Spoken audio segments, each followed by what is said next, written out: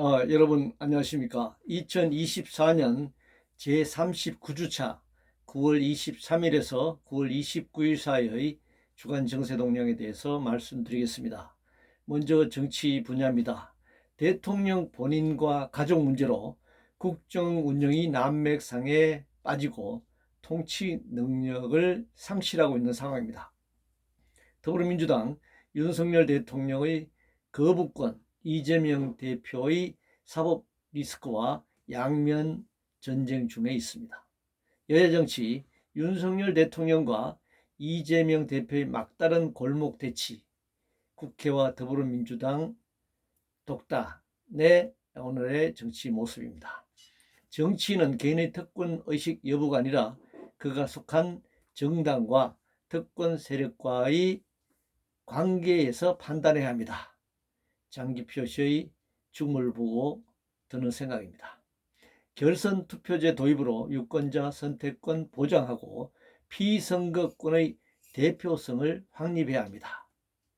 서울시 교육감선거를 둘러싼 단일화 과정을 보면서 드는 생각입니다. 명백한 공범 중 한 명만 빼고 처벌했다면 수사기관의 직무유기로 역시 처벌 대상이 될 것입니다.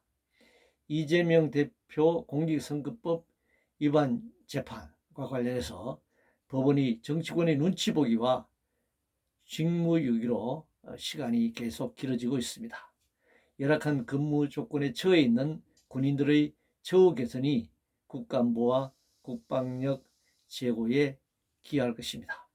감사원 대통령 직속기구에서 독립시켜야 한다는 주장이 나오고 있습니다. 헌법 개정 내용에 포함시켜야 할 것입니다. 경제 분야입니다. 부자 재벌 감세도 모자라 검투세 폐지하는 것은 결단코 안 될 것입니다. 더불어민주당도 재벌 부자 감세 동조해 온 셈입니다.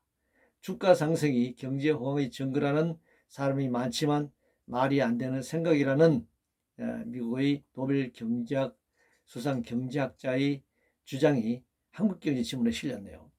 글로벌 빅테크 IT 기업의 30% 고율의 수수료와 탈세 먹튀를 막아야 합니다. IT AI 기술의 혁신적 진전과 글로벌 기업의 생존율 단축과 판도 변화가 계속되고 있습니다. 개인 사업자 4명 중 3명이 월 수입 100만 원 미만으로 파산 상태에 직면하고 있습니다. 프랜차이즈 배달 앱을 통한 이중 가격제로 소비자 부담이 증가되고 있습니다. 전기가스 수도 등 공공요금 인상에만 집중할 게 아니라 절약 방안도 동시에 마련해야 할 것입니다. 세 번째입니다. 연금의 3천9조, 국민연금, 퇴직연금, 개인연금 중 국민연금 월평균 수급액이 현재 64만 원밖에 되지 않습니다. 노인 빈곤층의 문제가 심각합니다. 돈, 물욕에 의해 교육 목적이 전도되고 수구보수와 보수진영의 서울시 교육감 선거에서 진정한 이념 논쟁은 보이지 않고 있습니다. 노인 인구와 1인 가구 증가 속에 소형 아파트 건설을 늘려야 할 것입니다. 국방을 위해 군인을 파병하듯 국민의 생명을 위해 의사를 파견할 수 있는 공공의료 정책을 수립해야 합니다. 개인 컴퓨터나 스마트폰 기기를 통해 누구나 언제 어디서나 콘텐츠를 제작, 유포할 수 있는 시대에 직면하는 많은 문제들이 발생하고 있습니다. 언론의 공공성이 무너지면 정보의 왜곡과 독점, 언론의 자유억압, 지배 권력의 부정부패가 커질 것입니다. 한국은 세계 자살률 1위 국가입니다. 한국 청소년 자살률도 증가 중에 있습니다. 굉장히 비극적인 상황입니다. 국가가 재난의 책임을 부정한 사례입니다. 이태원 참사가 그렇습니다. 특조위가 발족했습니다. 진실을 규명하고 책임자를 제대로 처벌해야 할 것입니다. 출생률은 그 여건이 조성돼야 합니다.